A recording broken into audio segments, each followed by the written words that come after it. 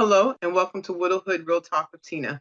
We are about to jump into a conversation with my friend Lisa Staples. And Lisa was there the night that my husband passed. And she recants my emotional state, where I was, and just things over the years. I hope this encourages you. I hope this lets you know that you are not alone. And this transparency brings you hope. Many people talk about the ups and downs of married life, but no one really prepares you for life after your spouse passes away.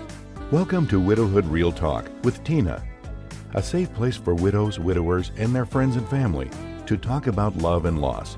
Find comfort as you listen to honest conversations between Tina and invited guests who've experienced the loss of their forever partner.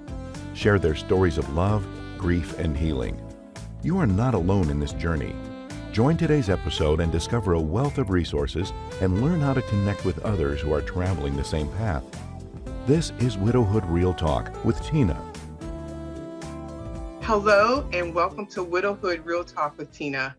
And today, part of my hood is my girlfriend, Lisa Staples. And I am just so excited for her because this girl is busy. She a whole professional, and she giving us her Saturday to be here to have this conversation. So we are here with our tea.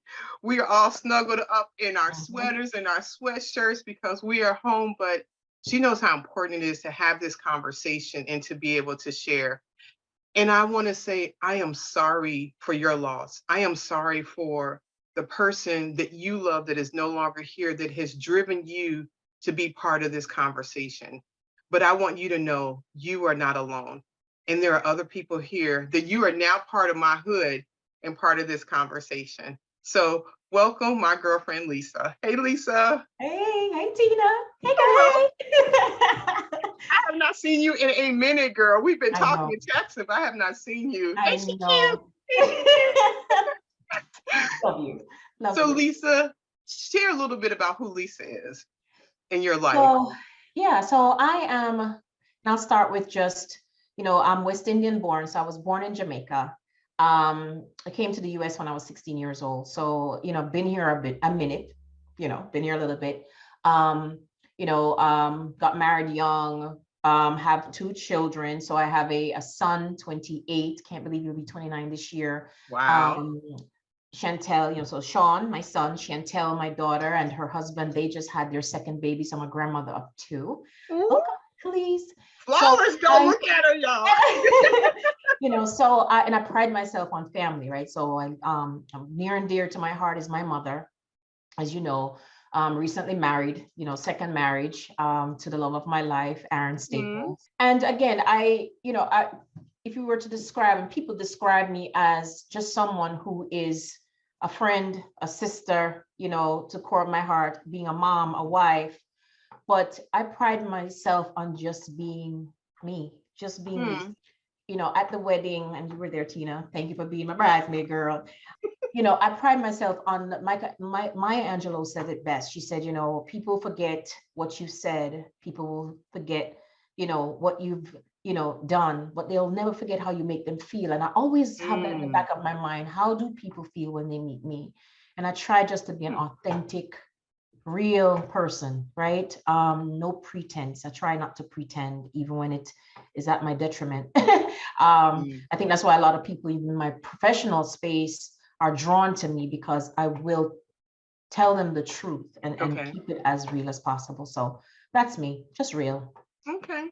Yeah. So when you talk about the wedding and how you make people feel, what came to mind to me, the wedding's over, we've taken pictures, and let me back up. My girl had makeup for us. She had hair people for us. I was like, is it her wedding or what are we doing here? And then after the wedding was done, which was fabulous. Now, ladies, we had these high heels, and guys, you guys are walking in y'all comfortable shoes, and y'all looking at us women like, ooh, why'd you pick to wear that? But we got to, bring all our cute.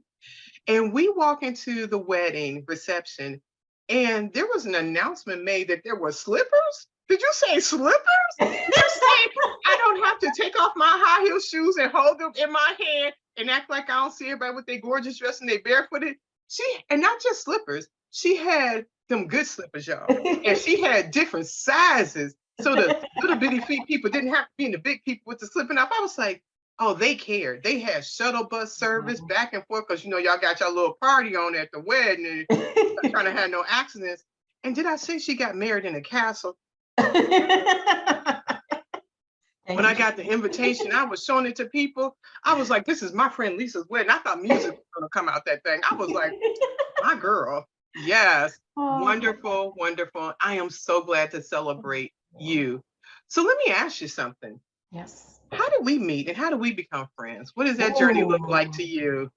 So I remember, so we met at church, right? Mm-hmm. And it's interesting because I remember when we walked in, we walked in for the first time. Okay.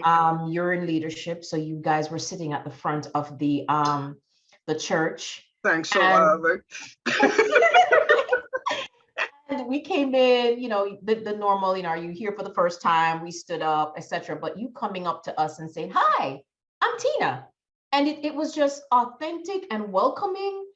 And the journey began there. I mean, we Hmm. really, hit it off. I always saw you as being at first very, I mean, attributed that for you being in the service, right? But very no nonsense. Like what you see with you is what you get. And I can appreciate that. And as our relationship evolved throughout the years, I can say that is what I love the most. One of the things I love the most about you is what you see with you is what you get. You're authentic. You are genuinely authentic.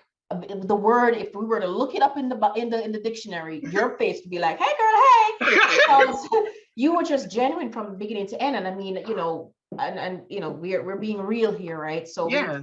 we had a hiccup in our relationship at one point where we weren't talking due to some, And let me busy just clarify engagement. that we fell out, y'all. We fell out. Yeah, We we fell fell out. out. We weren't She said a talking, hiccup. nothing. It was we had a business. I don't remember exactly what the hiccup was, but I remember at that time we had a business venture together. Yeah. And I think that was the catalyst for some of that went sideways. I don't remember all the details Yeah. of Me it, neither do I. but it was like and it wasn't like some cussing, screaming, throwing down. It was like, don't call me and I won't be calling you. Yes, exactly, right? And it was strange because it went from, we were, again, friends, doing business and silence. But I think, we always look at things as God has a purpose and a plan no matter what, right? There's the saying that, man make plans and God orders your footsteps. So I think even in that silence, there was some maturity for me. I need to grow up. There are things that are happening in my personal life, things that are happening across the church and all of that, where we needed that time to separate. I don't remember how did we get back together as friends? I don't remember. So I want to scoot back a little bit if you're comfortable with this. Yes, of course. So when we say we were close, there was a point in time Lisa was dealing with some sickness. And I was sleeping on her bedroom floor Yes, honey. to be there, Yeah. like in case something happened. I remember being in bed and Mark was like, well, who is that? And I said, that's Lisa. I got to go. He said, go then. Yeah. And I used to keep a bag in the car, just like if I had to go over there. And when I say I was there helping her do the functions of life and doing that, and what I think is interesting about that when you think you're doing something in a relationship, we just don't control the head chatter. We Yeah. don't control the different things that happen. But when you said, even though we were separated as far as our friendship, that strength in that root of what that relationship was, even though there was silence, it wasn't dissipated. Like sometimes it's Right. like, put a flame on it, don't call me no more. But this was Yeah. more like things, if we didn't stop, it would have got to be a hot mess. And Yes, exactly. so Exactly. I think we both said, you know what, I'm gonna not say nothing I'm gonna have to regret later. So Yes. we kind of parted ways amicably is the word. Yes. And I think this is dating ourselves. This is before Facebook was like really popular when that happened. And so I think Facebook came out Yeah. and I was posting something about that Garrett's popcorn. Oh Lord, that Garrett's. Oh, Chad. Yes. Woo! And, Mm-hmm. and so I think I posted something about popcorn And we had Oh my become friends on Facebook. So we was like lightly engaging each other, but not going too yes. far. And he was like, Mm. well, I'd like some popcorn. And I'm like, she do. I was like, all right, I'll meet you and get you some popcorn. I remember that. And I think we met at Taco Bell. Yeah. Yeah. Because that was kind of like from where you lived and where I lived in the mountains and the Good woods. point. Yes. Yes. And I come with the popcorn like, is she gonna hurt me? And you probably coming like, I'm gonna get this popcorn going and trying to talk to her and everything, but we gonna start this. Yeah. And I think Yeah. food will get you. Every time. Sickness and food, right? Because again, you were talking about the time when you were there, and it brought me to tears because I remember that. I actually remember you showing me the bag in your car that says, anything goes down, I got a bag packed, I'm there. And so, it's amazing to me how, again, I go back to the circumstances that will either pull you together and make you much better, which it certainly has, because since that moment, we've been inseparable. So We have been. yeah, But I think that separation made us value the relationship we have even absolutely. more. And Absolutely. in life is full of disagreements. I Yeah, think when that next disagreement takes place, because it's inevitable as far as being people, I think it's unrealistic expectation. Think you'll be in a relationship and disagreements won't come. I think we will exactly. be fast to go, okay, so you did this, you did this, you did this, and this is how it made me feel. Right. Because we know that we're coming from a place of love. Exactly. So we Exactly. didn't know that as much then. But now, But yeah, now if I fall off the trail, like, well, I know at the root of this relationship, Tina loves me. So I need to perceive what she did from a place of love. And right. that changed the picture as far as what I would do because the expectation comes. At least that's how I would see it from my Yeah, absolutely. I agree. I agree. so thank you for agreeing. So, Memories. so how has your faith impacted the way you see life after this world, death? I think believing in the word and believe what I have learned through, again, growing up, having my own experience with someone that you love passing, just understanding that God is in control. And we as much as we'd like to say, oh, why did this happen? I don't understand. The bottom line is, my belief is God knows best, and his timing is just his timing, right? It's for me to try to always stay in faith no matter what comes. So to stand knowing and having that conviction that God is in control, and that as hard as it is, time passes, healing comes, and what that healing looks like may be different for everyone. Yes. Right. So that understanding, again, that foundation of my faith, knowing that God's got me no matter what. God has you no matter what.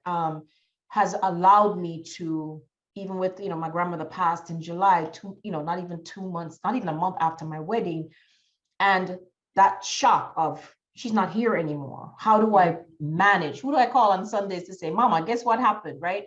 And really learning that she's not here, but her memory, her legacy is here still, through me, through my kids, my grandchildren, and living in that home, right? That I'll see her again that's where faith comes in for me. Thank you for sharing that. Challenging question. How do you manage that with someone that has no faith in God? How do you be in their space with that? And we didn't even talk about this. So there's someone that I'm close to who has no faith. That I wouldn't say has no faith, does not believe in God. And he has experienced, what is it? Muslim, being a Buddhist, being a Muslim, Christian. He's been in the Catholic space, everything. He's tried everything. He's read the Bible back and front. He's read the Quran. He does not believe. He thinks it's all logical. He has a very let me jump in and logical say this. Those are everyone has their own particular belief, and respecting that, just saying that he's trying different things. Okay. He tried different things. And to be honest with you, even in our conversations now, he knows I'm a Christian. He does not debate with me, and I don't debate with him. What we do is we talk about situations that happen, and I give him my perspective and he Okay. gives me his. But he lost his mother and grandmother, and his belief is, if God is so loving and God is so kind, why would he take my mother? Why would he take Yes. my grandmother? So, it's always a difficult discussion, because my response is, I can't answer why God would take your mother and grandmother. But Okay. what I can say is, I do believe that we all have a time here on earth and a purpose. I believe your mother lived her purpose, and so did your grandmother. Mm. They deposited things in you that you wouldn't have been able to get from somebody else. So God chose them Okay. for you for such a time. They moved on, and my belief is they're resting. They're with our King of Kings and Lord of Lords. But we're here now, and we're left to carry that legacy forward. He respects my perspective. He shares his, but there's never well, you're wrong and I'm right. We don't ascribe to that at all. That is beautiful. And I want to be, and I've kind of thought from who I know you to be, because people that are strong in their faith, sometimes it becomes weaponized Mhm, towards other people. mhm. And the basis of that is unconditional love. So how can I treat Absolutely. you that way if love is a basis for my behavior? It doesn't Exactly. reconcile at all. Exactly. And it's interesting that and we work together, right? So it's a colleague. And one thing I am adamant about is not, and I believe that Jesus doesn't want us to go telling people, you better believe in Jesus, are you going? That is not, I don't ascribe to that. I don't get that in my spirit, that that's my purpose. My Right. purpose is to live the life, right? So when we go and we're having lunch, I put up my finger, bow my head and pray to the point. And I will be honest, there are days when we're rushing, right? Oh my God, the next meeting is coming and I'm about to chug my meal. And he'll say, you're about to pray, right? And I'm like, oh my God, did he just hold me Oh.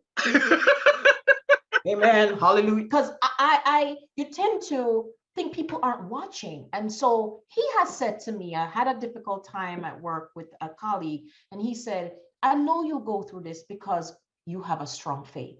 That's it. He didn't get into what I'm saying, what my point is, although they don't believe, some may not believe, or people have different beliefs. To your point, the respect, right? Yes. Respect them where they are. They'll respect you where you are, and God will do the rest. I don't need to. Exactly. Yes. That living epistle, that part where you said you are living your faith. Exactly. Thank you. And I know that's important for the dynamic of this conversation as you in this regards for you. Mhm. So I'm gonna jump into this situation. How did you find out what was going on with Mark?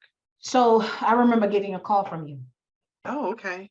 And as I was prepared, as I was thinking about this podcast, I'm like, oh boy, it took me back. I remember Yes. getting the call. I was in, I have to say, I'm thinking I was in Connecticut at the time when Okay. you called me and you said, Really? yes. Or I was in East Stroudsburg. I'm kind of torn between where I was living, but Okay. I know I had been divorced at the time, was on my own, received a call from you, and you said you babbled something about Mark, and you told me the story, but it was through tears. And all I remember was I said, where are you? You told me where you were. You sent me the information, and I got in my car and I drove to you, and it was in Delaware. So I remember coming to the place, and I couldn't find where you were, so I had got some directions. And I remember walking in the room and saw you in the corner, Were we in the balled hotel up. room or were we Mhm. still at the hospital? Okay. You were in the hotel room. And I remember walking in the room and you were balled up in the corner.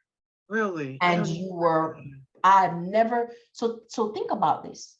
All the time that I've known you, you've been a very strong person, to the point where sometimes I'm like, but I better get it together because this chick is strong.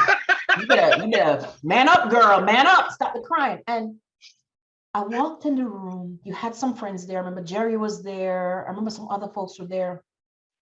I look over, you're in the corner, balled up, bawling. Mm, And I started to shake. I shook all the way to where you were, but at that point, I saw you in a state that shook me to my core. mm. And, everybody, we're talking and what happened? And you were just sitting there going, he's gone. I can't believe he's gone. And you're Tina, so you're very transparent. You're like, we were, this is the man that I love. This is the man that we just made love, and he's gone. I remember you were just telling us what had transpired, and you were saying it over and over again. You're like, I wanted to be with him. It's our weekend. We took the time to come together. I met him halfway. He was going to Virginia. I'm in PA, and you were just going through. It's as if it was on repeat. I could Because not you were in stop that shock. loop because the more I was saying it, the more it tried to make it a reality. And Yeah, I remember a conversation with my sister Janice where I said, but I love him. yeah, And in my mind, how could he be dead yeah. if I love him the way that I do? How are those two taking place in the spectrum of life? So yeah, I You can. kept saying you didn't understand. I don't understand. I don't understand. Like you were literally in shock. Yes, Like it was, you were having an out of body experience, yet you were experiencing it. It was that dual presence for me that just shook me to the core. I didn't know what to say. No one really knew what to say, but you were just I'm unconsolable at that point. yes, yeah, yeah. It But you was didn't run away. You got in your car. So if you were in Connecticut to Delaware, what? I mean, that wasn't a light drive to where I no, was, or in no. Pennsylvania. And What was I was because I remember paying tolls. I kept remember that I was paying tolls. And honestly, I think I drove down in a fog. Like I yes, couldn't believe, because remember, I had been at the church not long before because you guys were being sent off. Remember, you were yes, leaving the church and you right. were now Oh, you going. came for the going away celebration. Yes, Yes, I yes. was there. I sat in the church with you guys. So it to me, it just didn't. He was great. He was happy. You guys were talking. We went to your house after. So it was surreal. And You so bring up that point. I want to jump in and say, I am so glad that we told the church that we were leaving. I feel like that was God giving Mark his living funeral because the production, oh my the Lord, child, the singing, singing. You the remember food, the singing? everybody in leadership everybody was singing the song. I was like, oh y'all brought it was a full day. So see people, this is why you don't sneak out of church, just saying. Church could maybe do something for you if they knew you were leaving. Back to the podcast. So we told them because Mark had already taken a job in Yeah, Virginia. Catherine and Alex were both going into the military. So yeah, they had a whole thing. And when he passed, I was like, wow. yeah. Oftentimes you don't get to hear No, how much people care and what they do. And him hearing that and seeing that, it just did my heart good in a way to just say, okay, God, you really yeah, prepared him to leave this world. And I yeah. found comfort in that. Thank you Mhm. for bringing that up. Yeah, it was great. That was like, wow. Yeah. Sue, you're there. Catherine is probably there at this point Mm-hmm. also. Mm-hmm. Jerry was there. I think Kim and Lionel were there. Mm-hmm. People from the church, some people from the church, they were, coming in at that Right. point. So we're in Um, Delaware, away from everybody. What does that night look like? Trying to just I rest, was, do something. yeah, it was difficult to even, to be honest with you, sleep because again, it didn't feel real. It happened. I kept playing, you were playing over and over in my head just when I got there and the state that you were in, the state of shock, the state of, I mean, just complete brokenness. And Yeah. again, remember, I was dealing with, oh my, that's Tina. Like this just happened. This is happening. You know, Yes. it was just, yeah, lots of tears, disbelief, calling my mom and trying to explain to her and just like, I can't believe it just happened. Calling, at the time, calling my ex-husband saying, this is what happened. Because again, we were a community. Even Yes. though people were living different lives, we were still a community, and someone in our community, in our family, our friend just moved on. And so it was just, and suddenly, so it's not Yes. like it was sick where we could prepare ourselves. Right. It was like that. And Yes. so that immediate loss, the grief was just unbelievable. I couldn't even imagine what you were going through. I could feel it. That's another thing.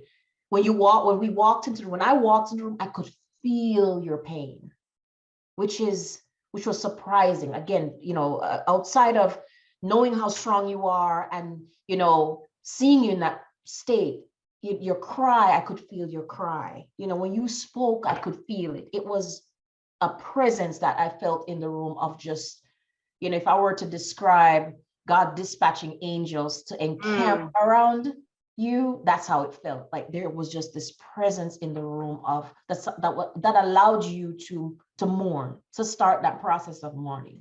Okay. Oh, Thank just the you. thought of it. It was. So some friends come and pick me up, Yep. and they take me back. No, we had breakfast the next day at the same place where Mark had breakfast at.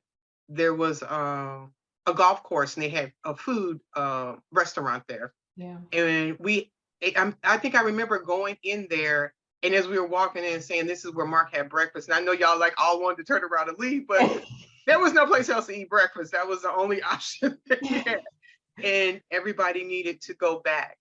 What was it? Do you remember anything about the next day, the breakfast, and then what it felt like me getting in the car with my friends and going home, and that part of that? It almost felt like, if I wanted to be like, I wanted to be with you every step of the way, right? So we couldn't be there every moment. It's almost like you had this community of friends, long time, people you've known for most of your life with you.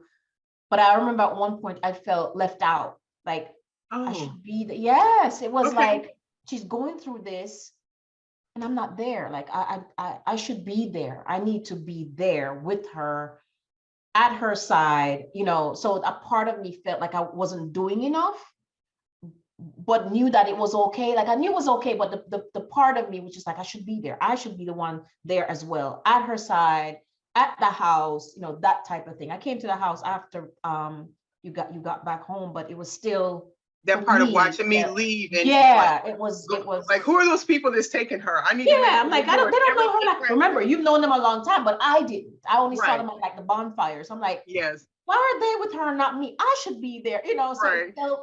it felt a little left out, but at the same time I knew you were okay. But then Yes. I wanted to know every moment, what do you need? Should I be, it was that mix of emotion for me. Right. Yeah. So we get to thank you. We get to Pennsylvania, and I remember you coming to the house several times. Now let me tell you, who her mama could cook some food from them West Indies. She made that jerk chicken and rice. I think your mom made 2 dishes and brought them over. Yeah, And rice and beans. Yeah, yep. we had that food in the basement. It was like that food is for Tina. I was like, yeah, because that I was like, oh, I ain't know. Oh, my. Hold on. Yes. But Oh. coming over to the house, and that process of where I was did not change quickly at all. And I don't think that I'm as strong as people perceive me to be, but unfortunately, everyone that has talked has had that same conversation Yeah, and has stated that. yeah. But the ability to be that transparent and that raw and that genuine, that there's no pretenses with No, this at all. no. What do you recall from maybe coming to the house? Were you there when Catherine gave me something from Mark that day? Sue, and I don't remember what group of friends were there, but there was something. If you don't, I think I recall. So, what do you recall from the visits coming to the house? Just the weirdly, oddly enough, expecting Mark to walk out. Right? I Right. I mean, it was so strong for me that it was so surreal that I just expected him to pop out and say, "Psych, just kidding, y'all." Right. We played it was just that heavy for me. And again, I remember at one point you were in the room. I came over at one point, you were in the bed and you were telling me just your experience, how it was just weird to be in bed and he's not beside you. Oh, Yes. you know? So those moments of, again, being around everyone and, people are remembering him and talking about, and you would laugh, crack jokes at some point, but knowing you in your smile, you could see the pain. I could still see the pain. I could still see that, is this really happening? Am I really having everyone at the house because Mark isn't here? That's what I Yes. kept feeling. I remember thinking this would be a lovely party, like for somebody, but this is not what we're Yeah. planning at all. And I think that too often the person that is grieving the most, people want to distance themselves from them versus needing to lean in because it wasn't comfortable for you to fully lean in. Mhm. So what kept you from not running away or saying, okay, I'll see her at the funeral. Why would I drive in the car a gazillion hours to stay one night? And what drove you to do that? In all honesty, because you would do that for me, and Mm, you love, so that's the thing, right? Again, I keep going back to walking in that room the day you called me and told me, and seeing the Tina who was broken. It's almost like, and this is going to sound weird, but it's the truth. It's almost like I loved you more then, because mm, I was able to see a side of you that I never saw before, and it okay. pulled me in. Not only that, but in a weird way, I kept thinking, if this were me, Tina would be here. Like, I wouldn't have to think about it, And so that love that, we talked about that, right? That love and that care, and you being yourself, and me knowing that that's genuinely how you're feeling. I wouldn't want to be anywhere else. And I think that's why when the car drove off with the other group of friends, I'm standing there going, well, what about me? I want to Mm, be there for her. I love her too. I love her too. I knew him too. And that was the emotional piece for me. I mean, I understood why, but it's the, yeah, no, but I it's know. the, it's the Tina would be here for me if she wouldn't think twice. She has done that for me. And that's what caused me not to leave. I mean, to your point, some people were just like, all right, I'm gonna let her have her space and mourn. I'm not that person. I wasn't that person. I But what can't. I thank you and what I hear also, the dynamic of the friendship gave you permission to lean in. And I say that, and the Yes. reason why I wanted to have this conversation with my friends, because that friend sometimes doesn't know where they stand. Yep. And you talk about, okay, I know they have other friends, but I know what our relationship is. And you wiggled yourself in Yeah. to be right where you needed to be because of that relationship. You didn't say, I'm going to step away. I'm going to let those people handle it, because the relationship you have with different people fill different roles. Mhm. And so for a friend that's watching this podcast and thinking, I'm going to step away and let my person deal with that, they may need you. Mhm. They may need you to wiggle your way in to be there, because there may be another person that's not feeling the role that only you fulfill Yeah. because of your unique relationship. Indeed. So Yeah. thank you. And this March will make 6 years of Mark passing, and you have not run away anywhere. If Oh. anything more, but leaned in more Yeah. and been there. So, what do you any recollection about the service or anything after that? It was I think what I love about the service, and I mean, you invited me down to the cremation, right? So Yes. it was weird to think that he was there in that space, right? So it was for me like, I still can't believe we're here because Mark is Yes. gone. It made it real. But I think I leaned back on just the love that everybody shared about him, his life, who he was, to see you strong, even through it, to say, you know what, this has happened. I love my husband. He has legacy through his children. I think, just you being strong for people that were broken because of it, his Mm, family, helped to give us strength. So I found that even though it was certainly surreal to see the process of his the cremation, etc., it was just powerful to hear the stories and the sharing of who he was um, that was as for a me the man. first time being, like, I heard people were cremated, and this is me. I was thinking, this is my husband. I literally went on YouTube, looked up videos about the cremation process because I wanted to know everything that was going to happen to him. And it was really hard standing there in the cemetery and knowing he was in that box, and that going in and you could start seeing the flames coming up, and thinking, but honoring his desire because he wanted to be cremated. And I felt so grateful that I knew exactly what he wanted and I could do that.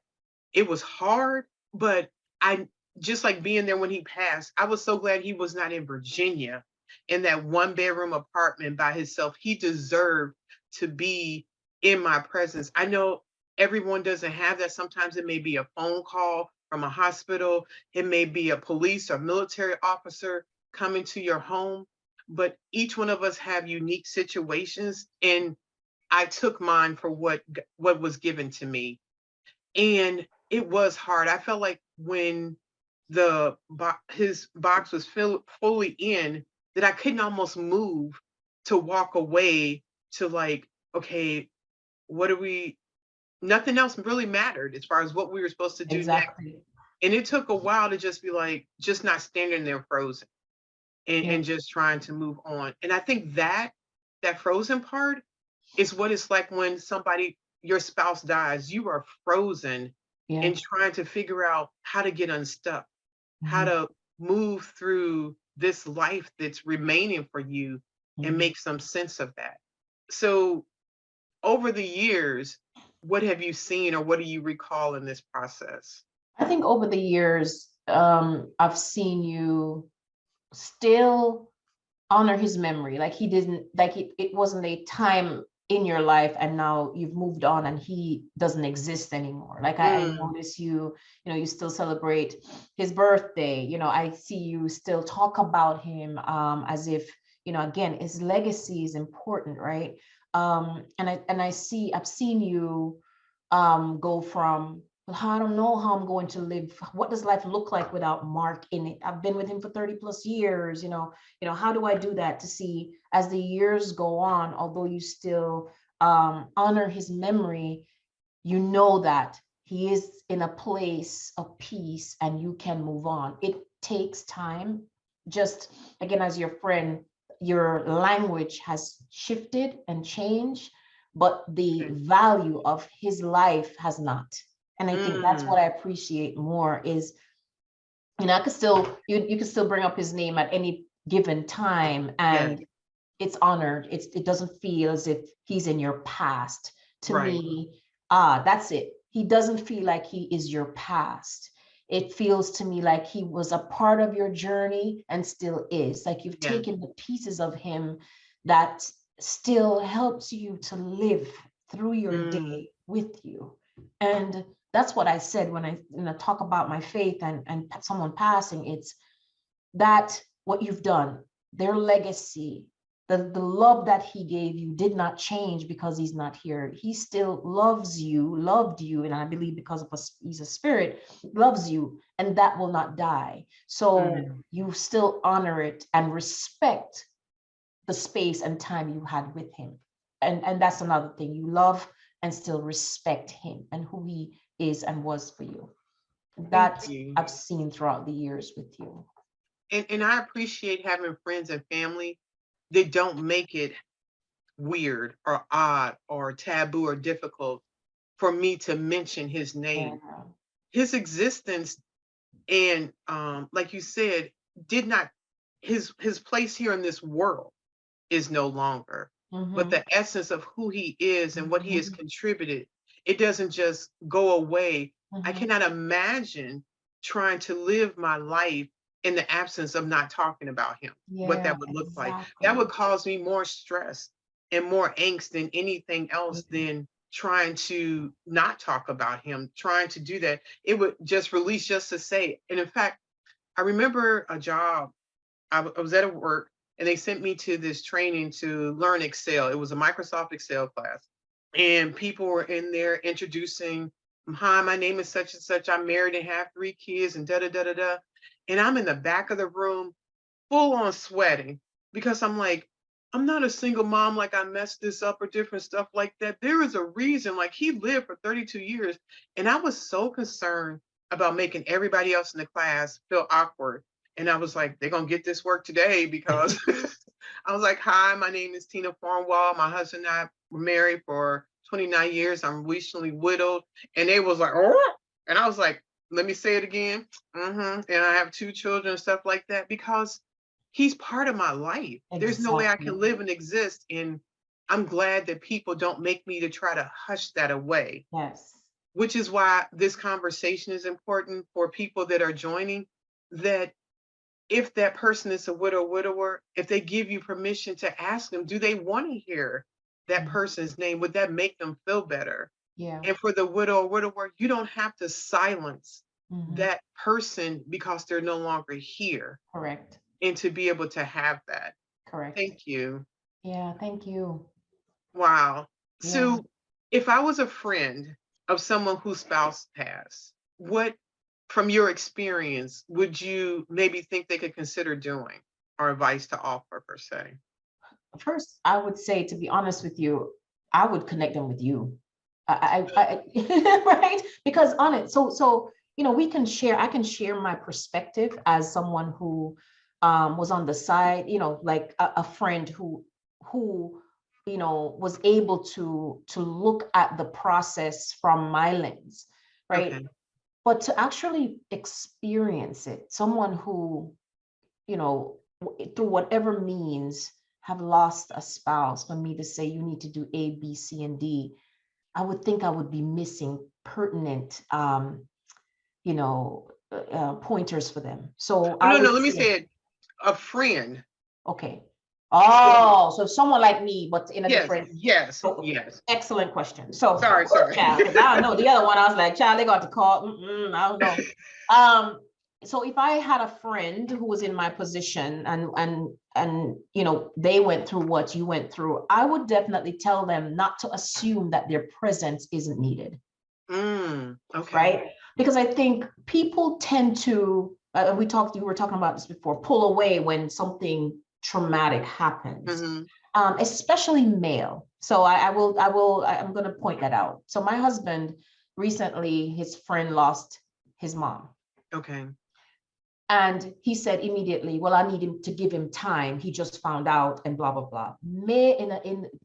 As a man, their response might be a little different because they kind of respect that, Okay. emotional space. As women, and I think there is a difference. I'm not being a feminist here, but I think as women, and if you have to refer back in the Bible, when there's a wedding, a baby's being born, or someone passed, they came together as a community to Yes, we're embrace, communicable. right? Yes. Exactly. I think we do that. I think we still continue to remember that when you're going through a traumatic time, you can't think sometimes. Things don't Mm, come directly. You're in a loop of what's happening, like you were when I first walked in the room. And having everyone around playing different parts and roles, even if it's to just stand there and be yes. a body in the room or on the phone or, send an whatever it is, be there as much as you possibly can, because sometimes we don't even know what we need until we need it, Okay. right? And so I think don't shy away from, and even as I was explaining earlier, where I felt like, where do I fit? Where do I fit? She has her friends of 30 years and, here I am, and I'm the one that, don't worry about that. Think about where you add value and just be there. So, Lisa, as we're having this conversation and looking at this, how does it impact you, and how's it all coming together now? So, and thank you for just continuing the conversation, because I think it's important for people to understand, on those who are either supporting someone who's a widow and has gone through the journey or is going through the journey, and someone who's lived it. Even though it was 2017, this is therapeutic for me. Hmm. It's honoring, even in this, is honoring Mark's memory. I know that Widowhood Real Talks with Tina is a God inspired program, right? You are working on walking out God's purpose for people that you won't even probably meet, but that you Mm. will touch. But more importantly, this is a part of Mark's legacy. He is still transforming lives through Wow. you. And for me, it feels like healing. It feels and again, this is a friend of a Yes. friend who's gone through this, and I'm telling you that this experience of me is healing. It's really talking and touching the part of me that mourned him. You know, I'm a friend who knew him. I went through mourning, and this is healing for me. So thank you. Thank you for being obedient to God. Thank you for being obedient, you know, and making the room in your life for others to heal. Thank you. And the word healing is so part of what I feel God has called me to do, because when you go through something like this, you need hope. You Mhm. need to, okay, has everybody really been this broken and really survived? Has anybody really been through something this devastating and figured out how to think again? Where do you find encouragement? Where do you find hope? And how do I get to a place of healing? Mhm. And for you to say, talking about it, Yes. having a conversation has promoted healing, Yeah. leans into something as far as being therapeutic, that therapy is important when Yeah. going through something like this, because it's a headspace we're not familiar with. Exactly. And being able to have a safe space to connect with other people or community that has experienced this, it's like, okay, this is how this can look. My Exactly. my journey may be different, but the onset of this has a lot of similarities. Mhm. And so thank you. That leans directly into what I feel like God has drawn me to do, to be able to connect. And right, I may not ever meet some of these people in person, Mhm. but being able to tap into this conversation, they have now They have no. authentically become a part of the hood. Exactly. They are part of Exactly. this little Welcome to hood. the hood. So thank you, Lisa, for having Oh, this conversation I with love me. you, Tina. I I love you love too. So it's Saturday, and Lisa and I just finished a really good discussion about almost 6 years ago when Mark passed, and how that is still impacting our lives today. So I want you to know, hmm, you never forget. It seems as if some part of this will always be with you, and how you carry that will be your individual journey. Thank you for being here with us. Thank you for being part of this conversation. And thank you for being part of my hood. Talk to you soon. Bye. Thank you for spending another episode with Widowhood Real Talk. If you found the contents of today helpful, share the episode to anyone you know who may need it. Subscribe to the show and tune into Widowhood Real Talk each week. Then visit widowhood-realtalkwithtina.org to join the community and access additional resources. Remember, you are not alone in this journey.